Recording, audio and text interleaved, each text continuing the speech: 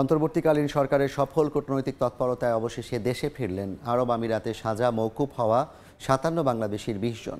রাতে চট্টগ্রাম শাহ আমানত আন্তর্জাতিক বিমানবন্দর ও ঢাকা শাহজালাল বিমানবন্দরে ফিরলে কান্নায় ভেঙে পড়েন স্বজনরা। সরকারকে ধন্যবাদ জানিয়ে পুনর্বাসনের দাবি তাদের। চট্টগ্রাম শাহ আমানত বিমানবন্দর ফেরার পর আবেগঘন পরিবেশের সৃষ্টি হয়। ফুল দিয়ে বরণ করা হয় তাদের। গত ২০ জুলাই ছাত্রদের ওপর গুলি ও ইন্টারনেট বন্ধ করায় স্বজনদের সঙ্গে কথা বলতে না পারায় দুবাইয়ে বিক্ষোভ করেন প্রবাসীরা। এ সময় ৫৭ বাংলাদেশিকে আটক করে বিভিন্ন মেয়াদে সাজা দেয় আমিরাতের আদালত। গত ২৮ আগস্ট প্রধান উপদেষ্টা ডক্টর মোহাম্মদ ইউনূসের সঙ্গে টেলিফোনে কথা হয় সংযুক্ত আরব আমিরাতের প্রেসিডেন্টের সঙ্গে। পরে ৩ আগস্ট ৫৭ জনের শাস্তি মওকুফ করেন দেশটির প্রেসিডেন্ট। সরকারের পক্ষ থেকে ফিরে আসা প্রবাসীদের জন্য ব্যবস্থা নেওয়া হবে বলে জানিয়েছেন প্রবাসী কল্যাণ ও বৈদেশিক কর্মসংস্থান মন্ত্রণালয়ের কর্মকর্তা।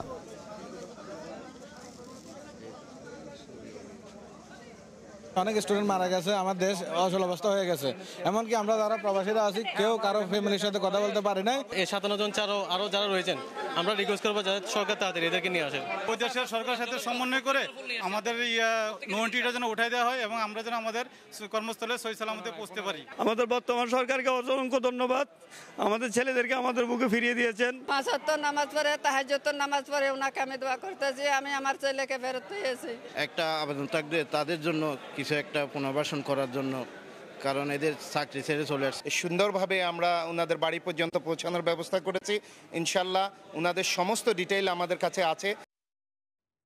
এদিকে আমিরাতে সাজার পর ক্ষমা পাওয়া ৫৭ বাংলাদেশির ৮ জন দেশে ফিরেছেন হযরত শাহজালাল আন্তর্জাতিক বিমানবন্দর দিয়ে। এ মুহূর্তে সেখানে আছেন রিপোর্টার নিবিড় সাহা।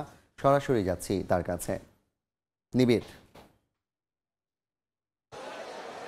আসলে দেশের যে কোটা আন্দোলন সংগঠিত হয় সেই কোটা আন্দোলনে প্রবাসীরাও কিন্তু গা ভাসিয়েছিলেন এবং সংযুক্ত আরব আমিরাতে কিন্তু এই কোটা আন্দোলনের বিক্ষোভে যারা করেছিলেন তাদের মধ্যে কিন্তু আসলে ৫৭ জনকে কিন্তু আমরা এখন পর্যন্ত যেমনটি জানতে পেরেছি যে ৫৭ জনকে কিন্তু গ্রেফতার করে বিভিন্ন মেয়াদে তাদেরকে জেলে পাঠানো হয় এবং তাদের সাজা হয়। এবং এরপরে কিন্তু আমরা দেখেছি যে আসলে প্রধান উপদেষ্টা ডক্টর মোহাম্মদ ইউনূসের হস্তক্ষেপে কিন্তু ৫৭ জন সাজা মওকুফ করে তাদেরকে দেশে পাঠানোর প্রক্রিয়া শুরু হয় এবং ঠিক আধা ঘন্টা আগে এই হযরত শাহজালাল আন্তর্জাতিক বিমানবন্দরে সেই সাজা যাদের মওকুফ হয়েছে তাদের মধ্যে ২ জন কিন্তু তারা এই বিমানবন্দরে এসে পৌঁছেছে এবং গণমাধ্যমের সাথে তারা কথা বলেছে। এছাড়া আরও ১২ জন তারা কিন্তু আসলে চট্টগ্রামে তারা কিন্তু অবতরণ করেছে চট্টগ্রাম বিমানবন্দরে। মোট ১৪ জন আজকে কিন্তু আসলে সাজা মওকুফ হওয়া ১৪ জন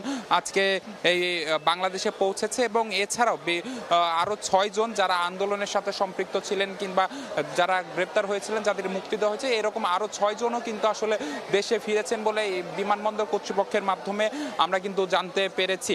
তো সবকিছু মিলিয়ে কিন্তু যে দেশে ফেরত আসলেন যারা তারা কিন্তু কথা বলেছেন আমাদের সাথে। আমরা দেখেছি যে আসলে এয়ারপোর্টে পৌঁছানোর পরে কিন্তু বৈষম্য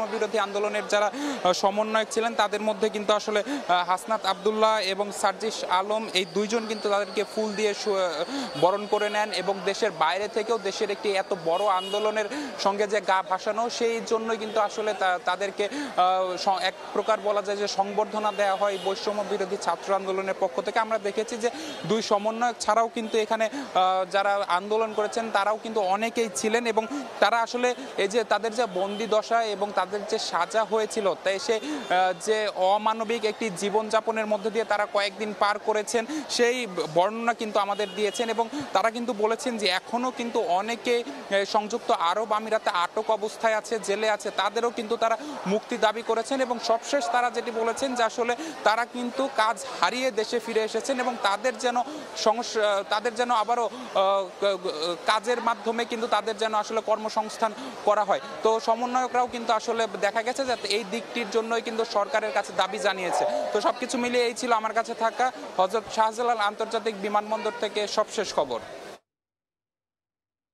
সরাসরি যুক্ত ছিলাম হযরত শাহজালাল আন্তর্জাতিক বিমানবন্দর থেকে।